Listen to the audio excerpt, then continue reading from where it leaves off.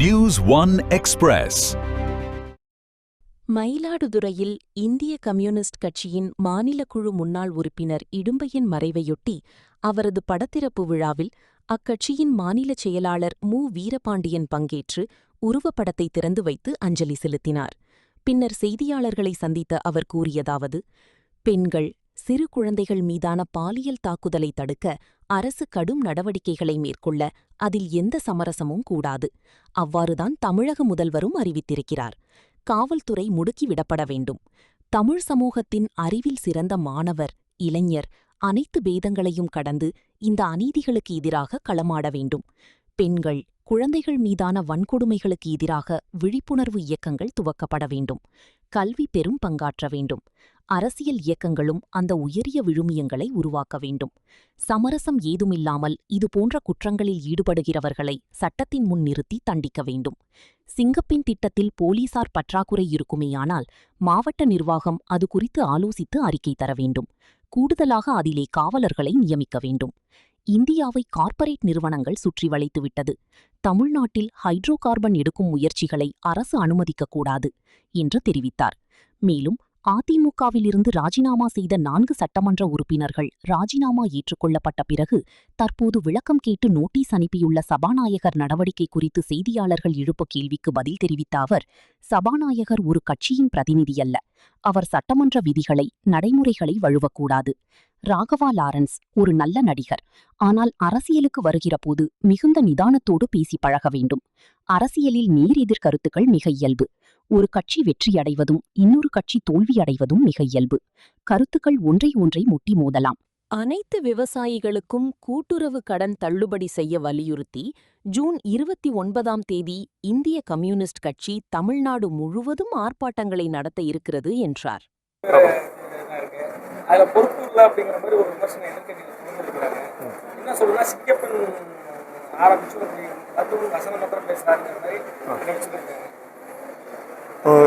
சிறு பெண்கள் மீதும் சிறு குழந்தைகள் மீதும் நடத்தப்படுகிற பாலியல் தாக்குதலை அரசு கடும் நடவடிக்கைகளை மேற்கொண்டு தடுப்பதற்கான முயற்சிகளை மேற்கொள்ள வேண்டும். அதில் சமரசம் கூடாது. அவ்வாறுதான் தமிழக முதல்வரும் அறிவித்திருக்கிறார். காவல்துறை முடுக்கிவிடப்பட வேண்டும். எல்லா வகையிலும் தமிழ் சமூகத்தின் மிகுந்த துயரமாக இருக்கிற இந்த நிகழ்வுகளை ஆட்சி அதிகாரமும் எதிர்த்து போரிட வேண்டும். தமிழ் சமூகத்தின் அறிவில் சிறந்த மாணவர், இளைஞர் அனைத்து பேதங்களையும் கடந்து இந்த அநீதிகளுக்கு எதிராக நாம் களமாட வேண்டும். பெண்கள், பெண் குழந்தைகள், சகோதரிகள் நம் குடும்பத்தை சேர்ந்தவர்கள். அவர்கள் மீது நடத்தப்படுகிற தாக்குதலை அறிவு சமூகமும் சூழல் ஏற்பட்டால் களமாடியும் இந்த அநீதிகளுக்கு எதிராக நம்முடைய சகோதரர்களுக்கு ஆதரவாக, பாதுகாப்பாக தமிழ் சமூகமே எழுந்திருக்க வேண்டும். அதற்குரிய விழிப்புணர்வு இயக்கங்கள் துவக்கப்பட வேண்டும். கல்வி பெரும் பங்காற்ற வேண்டும். அரசியல் இயக்கங்களும் அந்த உயரிய விழுமியங்களை உருவாக்க வேண்டும் என்று நாங்கள் கேட்டுக்கொள்கிறோம். சமரசம் ஏதுமில்லாமல் இது போன்ற குற்றங்களில் ஈடுபடுகிறவர்களை சட்டத்தின் முன் நிறுத்தி தண்டிக்க வேண்டும். சட்டம் இருக்கிறது, நீதி இருக்கிறது என்கிற நம்பிக்கையை உருவாக்குவதில் அரசுக்கு பெரும் பங்கு இருக்கிறது. சிங்கப்பெண் திட்டம் ஆரம்பிச்சிருக்காங்க. ஆனால் அதுக்கு புதுசாக ரெக்ரூட்மெண்ட் பண்ணாம இங்கே ஏஆர்ல இருந்தவங்களோ இல்லை இதில் இருந்தவங்களோ எல்லண்டோவில் இருந்தவங்களோ குறிப்பாக மயிலாடுதுறை மாவட்டத்தில் மொத்தம் 4 தாலுக்கா இருக்கு. வெறும் 6 பேர் தான் போட்டிருக்காங்க. அதுலேயும் நைட் ஷிஃப்ட் 3 பேர், பகல் ஷிஃப்ட் 3 பேர். இது எந்த அளவுக்கு ஒரு பற்றாக்குறை? அது ஏன் இல்லை, இப்பொழுதுதான் முதல் ஒரு திட்டத்தை உருவாக்கி இருக்கிறார்கள். அது நல்லபடி செயல்பட வேண்டும். அனைவரும் அதற்கு ஒத்துழைக்க வேண்டும்.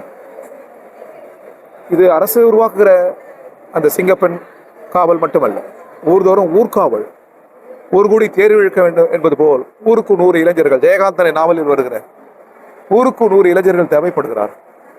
சமூக அநீதிகளுக்கு எதிராக, குறிப்பாக நமது சகோதரிகள் மீது நடத்தப்படுகிற, குழந்தைகள் மீது நடத்தப்படுகிற அந்த வன்கொடுமைகளுக்கு எதிராக ஊருக்கு 100 பேர் கூடி நின்று குரல் எழுப்ப வேண்டும். பாதுகாப்பாக இருக்க வேண்டும். அந்த விழிப்புணர்வு குறித்து நாம் சிந்திக்க வேண்டும். இதில் பற்றாக்குறைகள் இருக்குமேயானால் மாவட்ட கட்சி அது பற்றி சிந்தித்து ஒரு அறிக்கை தர வேண்டும். கூடுதலாக அதில் காவலர்களை நியமிக்க வேண்டும் என்று, தேர்வு செய்ய வேண்டும் என்று நாங்கள் கேட்டுக்கொள்கிறோம். நீங்கள் எவ்வளவு அணை போட்டாலும் நாங்கள் அடிக்கடி சொல்வதுண்டு, எவ்வளவு அணை போட்டாலும் குடகில் தோன்றி வருகிற அந்த காவிரி தாய் தமிழை தான் நேசிக்கும், தமிழை நோக்கி தான் ஓடி வரும். தமிழ் நோக்கி ஓடி வருகிற அந்த காவிரி அன்னையின் ஆவலை குடகல்ல எத்தனை அணை போட்டாலும் தடுக்க முடியாது.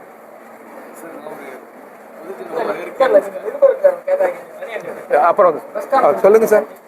முடிச்சுக்கலாம். ஒரே ஒரு இதுதான்.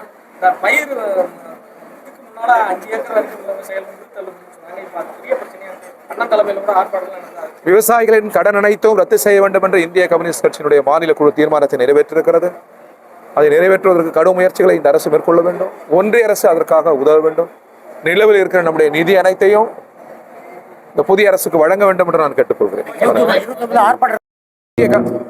இதை வலியுறுத்தி 29 இந்திய கம்யூனிஸ்ட் கட்சி தமிழ்நாடு முழுவதும் ஆர்ப்பாட்டங்களை நடத்த இருக்கிறது என்பதை தெரிவித்துக் கொள்கிறேன். செய்திகளை உடனுக்குடன் தெரிந்து கொள்ள லைக் பண்ணுங்க, ஷேர் பண்ணுங்க, சப்ஸ்கிரைப் பண்ணுங்க, மறக்காம கமெண்ட் பண்ணுங்க.